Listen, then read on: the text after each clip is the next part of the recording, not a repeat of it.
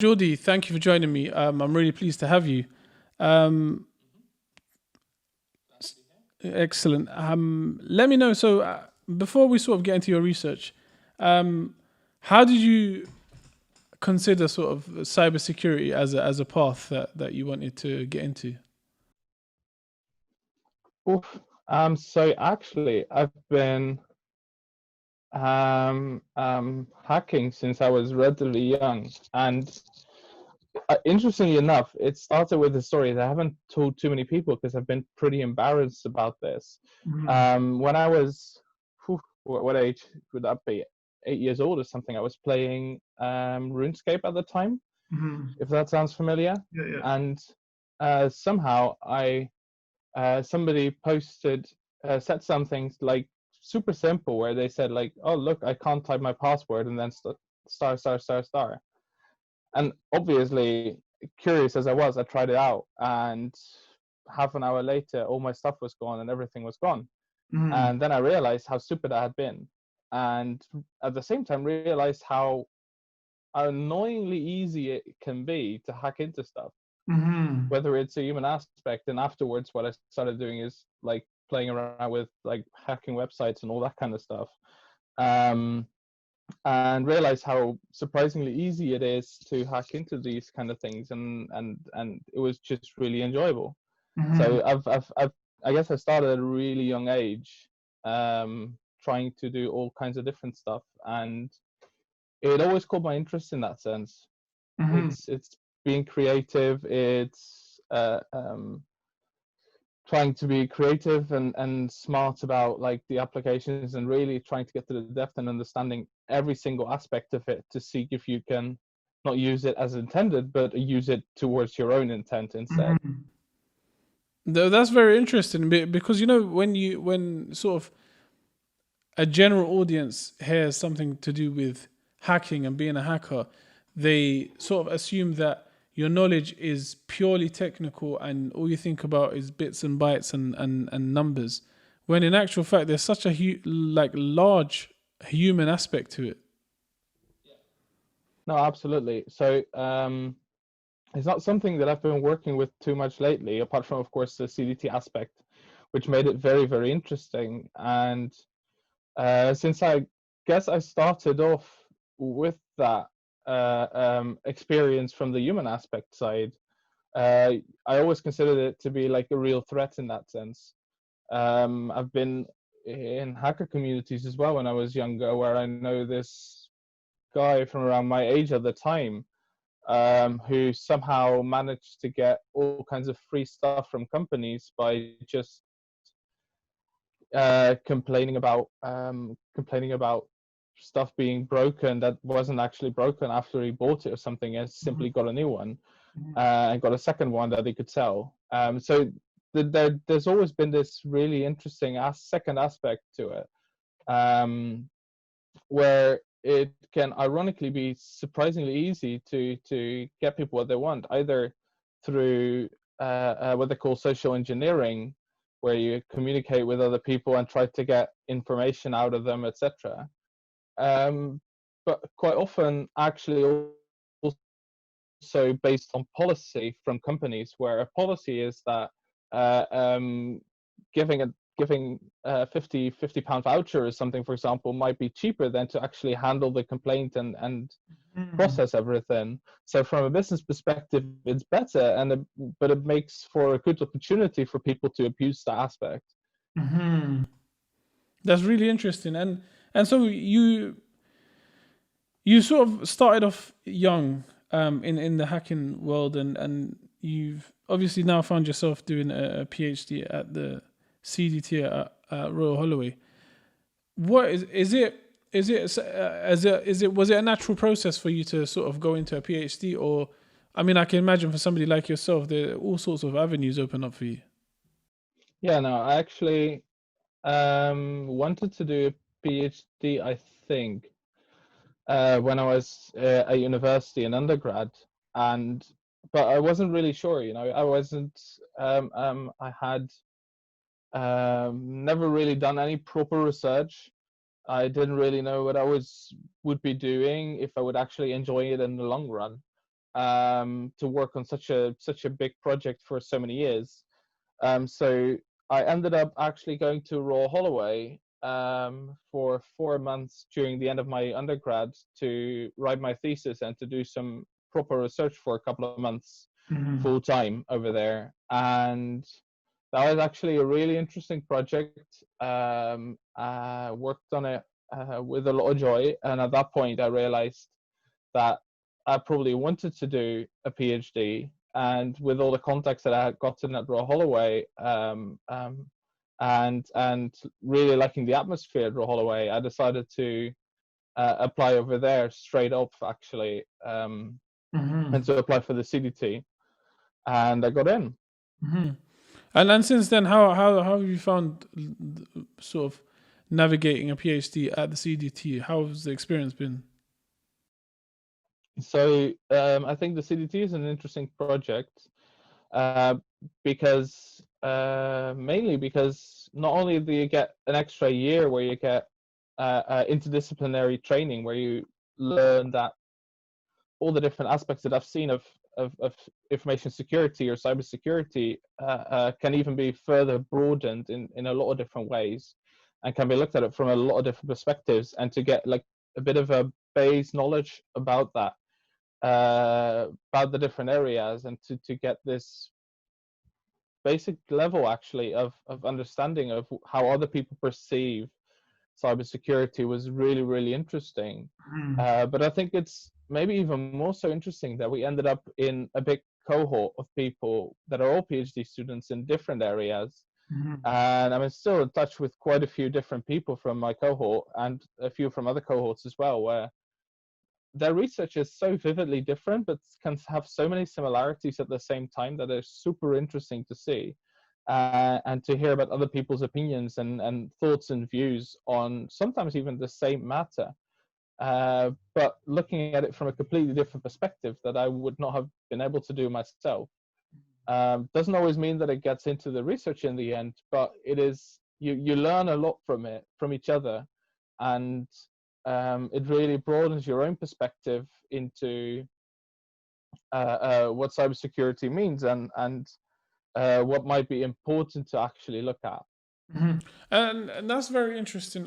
So, I mean, hearing all these perspectives from loads of different people, how does that inform your ability as a hacker? How does that change your ability to hack into different things? So that's not an easy question. So within my PhD itself, I've been looking mainly at a very technical aspect. So I've been looking relatively technical at how can I defend against a very skilled hacker in this scenario. But actually, I'm currently working on a separate project that might have actually been influenced quite a bit by being surrounded by such an interdisciplinary group of people, where I'm currently looking at if somehow a program is vulnerable because of whatever reason, how come it is vulnerable, and how are we finding out that it's actually vulnerable? Where I try to distinguish between like a technical error where somebody wrote a piece of code and made a mistake there, like a buffer overflow, and distinguish that from having a default admin password on a database server that anyone can access, because they're vividly different, but there's some kind of they both are vulnerabilities, and somehow there should be a way to reason about both of them at the same time. And that's actually one of the projects that I'm currently looking at, is to see how can we stratify amongst all these vividly different issues that ultimately all impact the security of certain systems. That I actually did have like quite a few talks with the people around me, also people within various social sciences, to see how I can combine both the technical knowledge and their side of things into one comprehensible framework.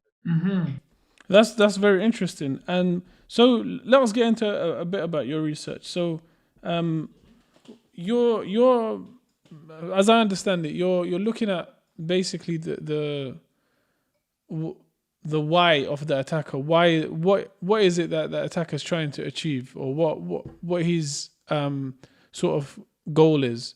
Yeah, am I right in saying that? Yeah. So it is. It's been a cat and mouse game basically over the last 30 years in attackers trying to come up with a new way of attacking, and then defenders trying to come up with a new way of making sure that attack doesn't work anymore. And it goes back and forth and becomes more and more complex over the years. And the most recent like lab attacks, I would call it now, that are not really seen too much in practice yet, are very, very complex attacks. And defending against it would be super, super complex. So with my research, I decided to look at why an attacker is actually attacking, and questioning like, okay, what does an attacker ultimately want to do once it hacked into a system? Like, does it want to get some personal data? Does it want to get control over the underlying system? And quite often it is the case that they want to just have, first simply just have control over the system they're attacking, and then maybe go to other systems, or try to find some interesting data on that system. But ultimately the first step is rather generic, and quite often the same, where they ultimately prefer to have like just simple control over the system. You can basically log on to the computer you're hacking into, and then you can do whatever you want. So the notion that my work currently uses is that if you want to do that, we know exactly what we need to protect against. We want to protect against somebody from outside getting unauthorized access to have control over the system. And instead of blocking every aspect of the attack, we can simply say, this is the only small part of the program that we want to protect, that if an attacker, even if it hacks into the program, it cannot get access to the underlying computer. Okay. So it's essentially, does that mean you're prioritizing sort of aspects of the system that need extra measures of security? Yeah. And that ties in really well with what I've been working on so far. Is what I'm aiming to is to basically segregate the two, to isolate one aspect from the other, where I say I want to isolate this particular section that an attacker wants to abuse. I want to isolate this from the rest of the program. And of course, that only works if you only have a small part of the program that you want to protect. Because if you say, I want to isolate everything, well, then they're basically the point where the attacker might attack, and the point that it wants to get to is, of course, in the same section again. It's not split into 2 or 3 or 4 different sections anymore. And I want to isolate those separate sections to make sure that an attacker cannot get full access. And so in industry, for instance, I mean, we regularly hear about such and such website or such and such system has been hacked, or compromised. I mean, and you're talking about major companies, whether they're banking, whether they're in the banking sector, or whether they're in like, for example, Uber. Uber was a famous case where they secretly got hacked and 50 million users' data was stolen, etc. So how have major players in the market typically gone about security? Sorry, internet connection isn't great. The actual question kind of dropped out. So I was saying, how have major companies, for instance, regardless of what industry they're in, how have they typically gone about security? Have they not done this isolation aspect? So this project that I'm currently working on, of course, is still very strongly in research phases. And what people are currently doing in industry when it comes to these technical protection schemes is actually, I'm fairly sure. I mean, of course you don't know for sure because they will never disclose that. But I'm fairly sure that it's relatively limited thus far, where the main protection schemes, the generic main protection schemes that people are running nowadays, are not really far beyond what we came up with in research wise since, and that's been in there since probably the mid 2000s. So within industry, and also, and this is partially because the protection techniques are getting more complex by far. So it is more costly to do such a thing, and it is not always perfectly reliable, which is something we've been working on a lot as well. And but regardless, it is quite often very costly, both for the company to say, okay, we want to add this on top, and we need to make sure that everything works with this new technique, with this new tool, and we need to make sure that like everything needs to be reset and whatsoever. But it also comes at a performance cost. So you can imagine that if you have 10 huge servers, and that is nothing compared to what, for example, Google or Amazon are probably having, they're having hundreds, if not thousands, around the world. If your solution has, say, a 20% overhead, that means that for every 5 computers, every 5 servers, you need to basically get a next 6 server to have the same amount of processing speed, and to be able to handle the same amount of load that you would need without. So if you have a web server and you have 5 servers, if you want to incorporate an extra protection like my scheme or CFI or whatsoever, then you would need to buy another 6th server to put it with, to be able to get the same amount of people visiting your website. And that becomes very costly very quickly. And hence the part of the research is ironically not really about security. Also in my aspect, like with my research currently, the solution by design is made for security, but ultimately a huge focus goes out to making sure that the solution that we actually have doesn't have too much overhead, doesn't cost too much in terms of performance, to make sure it is actually usable in practice as much as possible.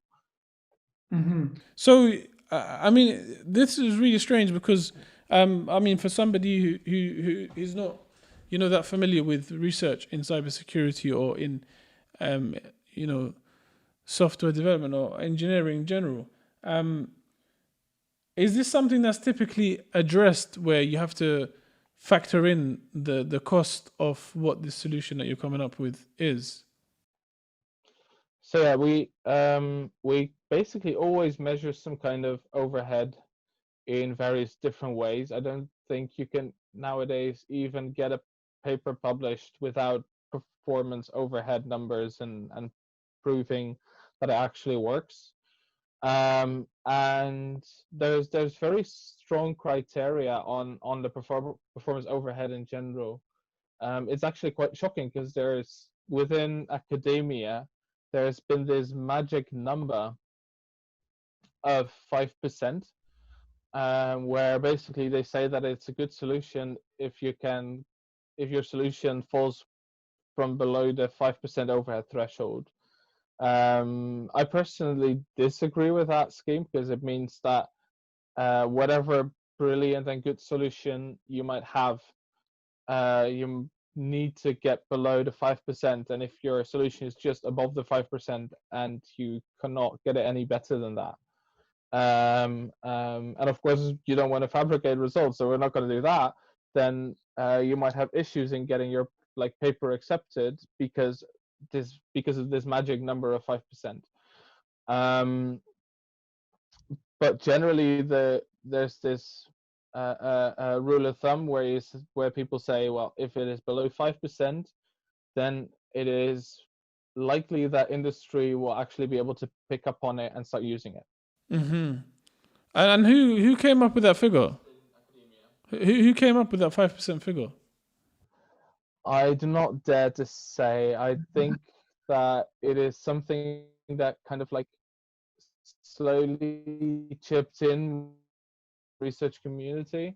Yeah, got you back now. That's it looks better again. Yeah, I don't know what's happening, to be honest. It's all right. So let me just ask that again. So you who came up with this 5% figure, if you know? Yeah, I don't think even if there was somebody that people know that came up with it, I don't think anybody would actually admit to that. Maybe even I don't know. But uh, I know a lot of people opposing to the 5% as well as agreeing with it. Oh, and that's understandable. Thing that I Yeah, it's just something that I heard when I started doing my PhD, that was kind of a rule of thumb, and um, yeah, I'm not even sure how well it is enforced and whatsoever. I just do know that people have had papers being rejected because it was just over that 5% threshold somehow, and hence try to fix it and try to make it a little faster, and then and then send it in again or something like something blatant like that. I mean, it seems like there's obviously these rules with academia in general that tend to, have that tend to be problematic for some people. But I suppose industry does have a big part to play in this because ultimately you're building solutions for industry. Yeah, ultimately, absolutely. I mean, it wouldn't be interesting for me to perform any of these types of research if it can't be used in the end. Exactly, exactly. So, let me ask you, given that you've been in the world of hacking for since 8 years old, what advice would you give to somebody who wants to get into sort of cybersecurity or hacking in general, or even wants to defend against it? So if you like the practice of hacking itself, I would personally strongly recommend to just to play some CTFs in your free time. It's actually I know that everybody says it, but I still think it's underrated. CTFs are basically small fabricated challenges where you can hack into a program or hack into a website or try to reverse engineer, try to understand the binary to get the password, or simple challenges like these where there's numerous websites where you can basically play this, and it's kind of like a game. And ultimately, you need to have a good combination for hacking itself. You need to have a good combination of theoretic understanding of like how does this system work or what does this do, as well as just really having that practical experience. So I think it's really neat when you get to try it out on small, simple examples in a legal way, um, to learn it both in theory and in practice at the same time, and building up from like an easy level to getting better at it slowly over time. So CTFs are amazing, especially for the offensive practical side of things. Um, and furthermore, I have quite a few books that I have, but there are not even too many books that I personally would like recommend to anyone, because most of the books get outdated relatively quickly, and most books that are actually good, in my opinion, focus on a very particular aspect of it all. Um, so I don't know too much, of course, about when you're looking into security management type of thing, or with pen testing. There's a few interesting books, but then again, that is very specific to pen testing itself. Um, and what I tend to really learn from is try a lot of things out by heart by myself. Like, just if I wonder how something works, just try it out. And basically use search engines a lot and search for the right things. And if you don't understand one aspect of that, search for that again, and just keep on searching until you have a proper understanding of each aspect that is happening, until you have a feeling that you properly grasp whatever you are dealing with. So if you're looking into a binary executable, you want to know how it works, well, you start looking into reverse engineering it, then you get a lot of different instructions. You want to know what each instruction does, and you start learning a bit more about that, or you start finding a tutorial online. And generally, I'd like to continue basically that process until I feel like I have a good and proper understanding of what is happening. And that's not easy, absolutely not easy. It takes a lot of hard work, absolutely. But once you get a good grasp of it, it's really rewarding. And from that point onward, it becomes a lot easier to learn new aspects of whatever you've just learned, because it's a small bit on top instead of having to go through the bulk of things anymore. That's really interesting, and that's one of the things that I think a lot of people don't realize about people involved in sort of hacking and development, is that it's a lot of self-discovery. You don't have somebody sitting there holding your hand and telling you this is how this works and this is how that works. So actually, when I started hacking and all that kind of stuff when I was really young, I was looking a lot into websites, and I was playing a lot with websites, with hacking databases from websites, and more towards that area. And when I started my PhD after my undergrad, everything shifted very strongly towards binary applications. So applications you have directly on your laptop and such. And all of a sudden, instead of looking into like the how a website is set up, I was looking into what is the web server itself actually doing? What is that actually the machine code that is running on the computer itself? What is that doing? And how can you abuse that? And how can we protect against attackers there?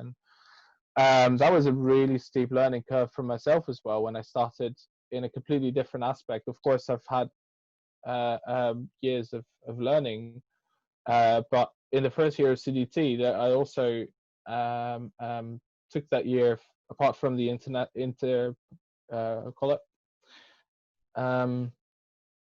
apart from the interdisciplinary things that we've been doing, I've also been like catching up on a lot of those aspects, and trying to get better at the aspect of machine code, learning about machine code, and learning how to hack into binaries and all that kind of stuff. So I've definitely experienced it multiple times as well, and not all of it, definitely not all of it came over the years when I was young and trying to play with these things. Some of it is definitely very recent. Yeah, I mean, that's really important for people to hear, and because people assume that some people are just either naturally good or just been taught it from young, and in reality, I mean, most of the hackers that I've encountered and spoken to and worked with, they're all self-learned, like they're all self-educated when it comes to sort of understanding different software, or understanding how to hack and what to hack and how to defend and that sort of stuff. So it's really refreshing to hear you say that. Where can people find you online? I have a website which I don't think is very up to date, but you can definitely visit the website and contact me and look around, which is outoftheheap.com. Yeah. Heap with HEAP. And I'm on Twitter. I'm on too many other social media platforms. But yeah, if you visit my website, you'll see that there are definitely like a number of different methods for contacting me over there. We'll link it all on the website. We'll link it all in the video so that we don't, that they can get direct access to it. Yeah, perfect. Excellent. Jordy, it's fantastic speaking to you. I really enjoyed talking to you, and I hope to have you on sometime soon. Yeah, same. I hope that it was useful. Oh no, it was really good. Thanks a lot. All right, cheers. Thank you.